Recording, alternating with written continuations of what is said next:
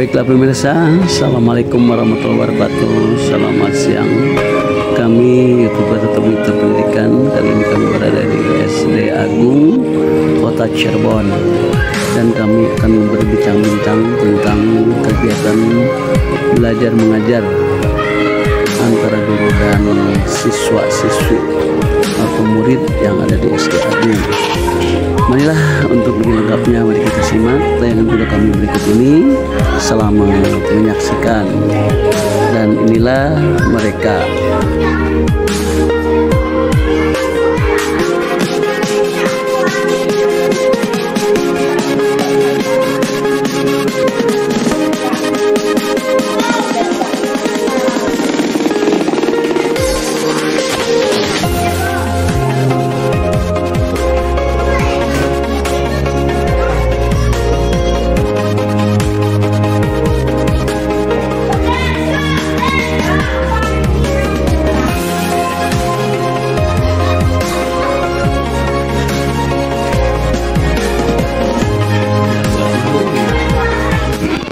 Oke Bu, kita ngobrol tentang KBM di salah ibu kesibukan di dalam mengajar. Iya. Silakan Bu dijalankan KBM di tahun 2024 ini yang sekarang sudah biasa ke penilaiannya.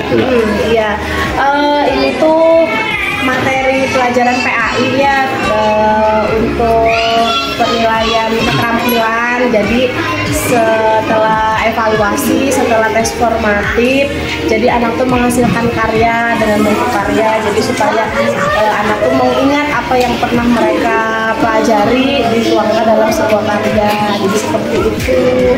Ya supaya nggak jenuh juga sih, biasanya kalau anak-anak kalau nulis aja, kalau hanya materi aja bosan, jenuh. Jadi dengan seperti ini anak-anak lebih senang, lebih tidak ngantuk. Biasanya kan seperti itu. Terus menurut Ibu gimana nih? Sekarang kan dengan kurikulum merdeka ya, anak-anak harus belajar di sekolah, nggak boleh di rumah, nggak ada artinya PR itu gimana menurut Ibu? Karena kalau kurikulum merdeka itu tuntas ya, jadi di sekolah itu harus tuntas, maksudnya harus selesai di sekolah saat itu juga. Dikhawatirkan mungkin kalau sudah di rumah anak-anak kan butuh istirahat gitu, tapi tetap walaupun tidak ada PR, sebisa mungkin oleh orang tua juga tetaplah yang namanya anak harus diingatkan untuk belajar, karena kan kalau belajar di sekolah aja hanya beberapa jam, kalau misalkan di rumah hanya sebatas evaluasi walaupun tidak ada PR, tapi sebatas untuk mengingatnya tidak apa-apa gitu. Tapi kebanyakan main. Iya, kebanyakan susah gitu anak-anak, tapi ya bagaimana teknik parenting di rumahnya gitu ya Pak ya, jadi ya disesuaikan dengan kondisi anaknya juga. Kalau anaknya sudah bisa mengikuti di sekolah, ya mungkin di rumah tinggal istirahat. Tapi kalau anaknya di sekolah masih perlu bimbingan karena keterbatasan waktu di sekolah, tidak cukup waktunya untuk mengajari, ya harus bagaimana lagi kalau tidak di rumah. Jadi intinya dengan kurikulum itu ya tetap di rumah, guru-guru mengharapkan mereka bisa belajar walaupun tidak dikasih PR dari sekolah tersebut. Walaupun guru tidak memberi PR, tapi kan ada beberapa anak yang tidak tuntas. Jadi dalam satu kelas itu macam-macam gitu. Ada yang cepat, ada yang lama gitu. Kadang kalau yang lama itu kita juga bingung, mau tambahan juga anaknya udah pulang duluan gitu ya. Yang lain udah pada pulang, mereka belum pulang karena belum selesai. Mau gimana lagi, ibu udah capek, jadi ya udah bawa pulang. Jadi ya seperti itu, kita sebagai guru dilemanya seperti itu, yang katanya nggak boleh ada PR, tapi tetap aja kalau ada guru siswa yang belum mencapai pada saat hari itu juga kita bingung, ya udah jadinya buat PR. Oke Bunda, terima kasih atas penjelasan. Wassalamualaikum warahmatullahi wabarakatuh. Enggak dilanjut.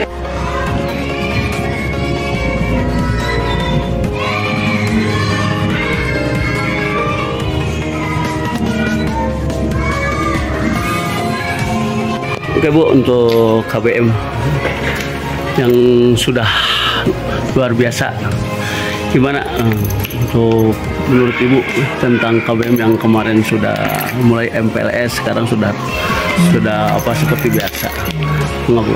Ya. Untuk penilaiannya ini tuh ya. Untuk penilaiannya kan kebetulan kelas 2 yang saya pegang ini sudah dari tahun kemarin itu udah kurikulum merdeka. Jadi seperti biasa tahun ini pun menggunakan kurikulum merdeka dan pembelajaran tuntas. Jadi tidak ada PR, tidak ada yang tertinggal. Mungkin kalau yang ketinggalan dikasih pelajaran tambahan atau pembelajaran tambahan di sekolah. Jadi insya Allah anak-anaknya lebih mengkreatifkan diri, kreativitasnya dikeluarkan atau dikembangkan kembali, dikeluarkan lebih dalam lagi di kelas 2, jadi sehingga penilaiannya bisa tercapai. Oke.